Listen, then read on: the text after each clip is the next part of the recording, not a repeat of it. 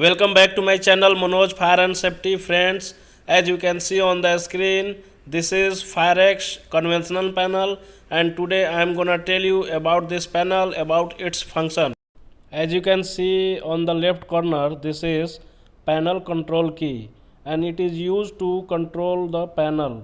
By this key we can get access in the panel. Without get access we can't do anything in the panel. So this is the main purpose of this control key. There is mention fire on the left corner. It means if our device will be activated or our MCP will be activated, that time this LED will be on. And there is mention alarm output. It means if fire will be activated, that time this LED will be on. And third one is mentioned common fault. It means if a panel has like a loop fault, in device fault, that time this LED will be on. And fourth one is mentioned system fault. It means if panel has like a PSU faulty, like power supply fault, that time this LED will be on. And fifth one is mentioned disable. If some devices has been disabled, that time this LED will be on. And sixth one is mentioned power supply. If our panel has healthy power supply, that time this LED will be on. If loop has ground fault problem, that time this LED will be on.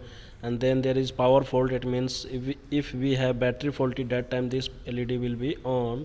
And then in test mode, like if we are testing panel, that time this LED will be on. And there is mention zone details on the right side, right corner you can see. And here is mentioned 1, 2, 3 and 4. So this panel has like 4 zones. So yeah, that's all details as mentioned on the main panel board. And as you can see on the zone area, there is two types of color. One is red and one is yellow. It means if fire will happen, that time red LED will be on. And if there is some fault in any zone like 1 and 2, 3 and 4, that time the yellow LED will be on. And there is some details of sounder has mentioned on the panel. You can see sounder 1 fault disable, sounder 2 fault disable, sounder 3 fault disable. It means if in sounder 1 have like fault and disable, that time the LED will be on. So as we can understand by this LED that sounder 1 has fault or has been disabled. And here is red color switch. If we will press this switch, that time all the sounder will be activated which has installed in the building. And there is mention reset. It means if we will press this switch, that time our panel will be reset. And then you can see on the left corner silence and resound.